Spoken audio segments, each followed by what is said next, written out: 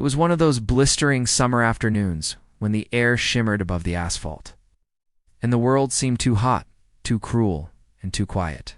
The sound of roaring motorcycle engines broke through the stillness like thunder rolling across an empty sky. A pack of Hell's Angels cruised down the highway, leather vests glinting under the sun, patches reading loyalty, brotherhood, respect. They were rough, intimidating men, the kind who carried stories in their scars and memories in the rumble of their bikes. But what none of them knew that day was that fate had placed them on a path that would test the true meaning of those words and forever change their hearts. Before we continue, if you believe in kindness, second chances, and the power of doing good when no one's watching, please like, comment, share, and subscribe to Kindness Speaks. Every act of support helps us keep spreading stories that remind the world what humanity really means. The bikers were just passing through the outskirts of a small, forgotten town, a place where dust clung to everything and hope seemed to have packed up and left long ago. Their leader, a towering man known as Bear, was the kind who could silence a crowd with a stare.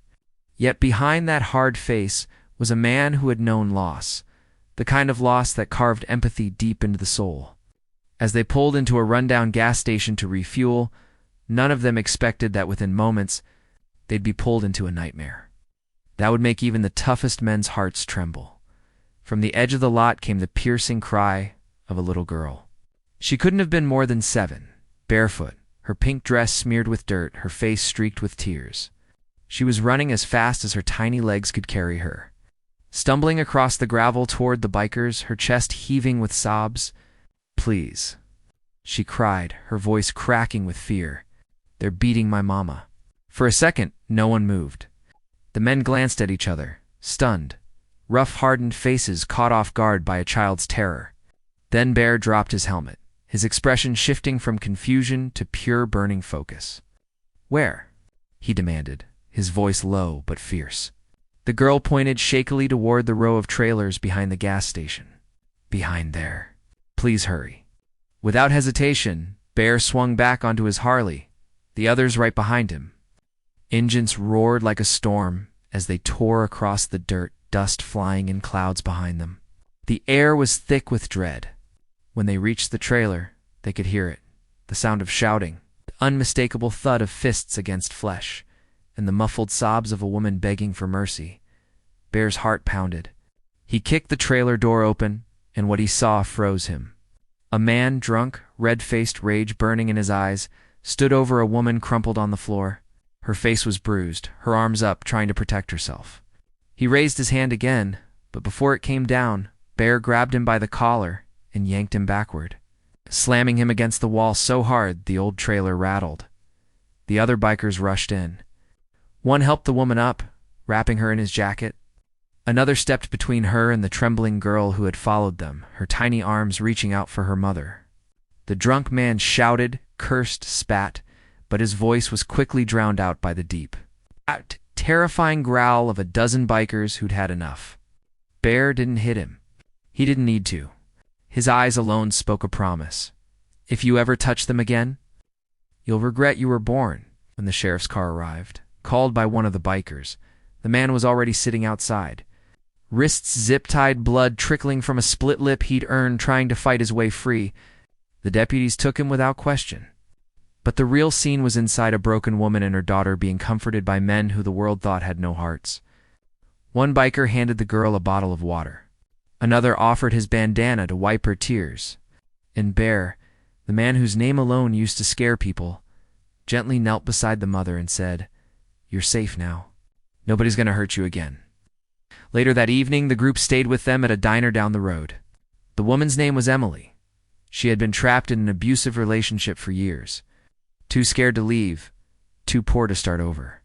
Her husband controlled everything, her money, her movements, even her hope. The little girl's name was Lily, and she hadn't stopped holding her mother's hand since the rescue. When Bear asked how long it had been going on, Emily just looked down, ashamed. But Bear didn't judge. He simply nodded and said, "It ends today." The bikers pooled their own money cash they'd saved for a road trip and handed it to her. "Get a new place," Bear said. Start fresh. You and your little one deserve peace. Emily's eyes filled with tears, her lips trembling as she whispered, I don't know how to thank you. Bear smiled faintly. You don't have to. Just promise me one thing. Raise her to believe there's still good men out there. Days later, the story spread. Locals talked about how the Hells Angels, the so-called outlaws, had become angels in real life. Some said it was the most beautiful act of kindness they'd ever witnessed. But what few knew was that Bear himself had grown up in a house where kindness never existed.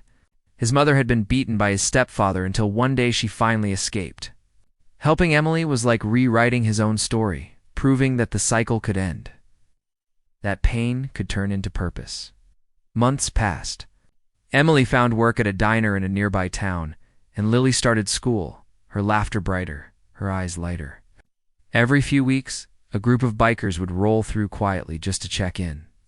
They never stayed long. Just a nod, a wave, a silent reassurance. We've got your back. Then one day, Emily walked out to find a small package on her doorstep, a leather vest with a patch stitched on the back. It read, Hell's Angels Family by Choice. Inside was a note in Bear's rough handwriting. You and Lily are part of this family now. No matter where life takes you, remember, angels sometimes ride ours. And for the first time in a long time, Emily cried, tears of peace. If this story touched your heart, please like, share, and subscribe to Kindness Speaks.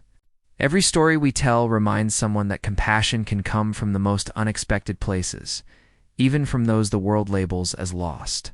Special request: if you believe kindness still has power in this world, comment angels still exist below, and let's flood this story with hope.